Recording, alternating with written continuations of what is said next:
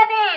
আপনারা যদি টাকাই দিতে পারবেন না তাহলে ব্যাংকে তো আপনাদের বসার দরকার নেই। কেন বলবেন আপনারা? যে কোনো ভাবে প্রশাসনের সাথে কথা বলবো। যদি প্রশাসনের সাথে তারা কথা বলাতে ব্যর্থ হয় তাহলে বুঝবো তারা আমাদেরকে অসহযোগিতা করতেছে। সেটা আমাদেরকে কল দেওয়া হবে এবং আমরা প্রশাসনের সাথে কথা বলবো।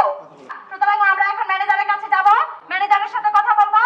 আমরা সুশৃঙ্খল আমানতকারী, আমরা এখানে বিশৃঙ্খলা করতে আসিনি, আমরা আমাদের দাবিগুলো তুলে ধরতে আসছি।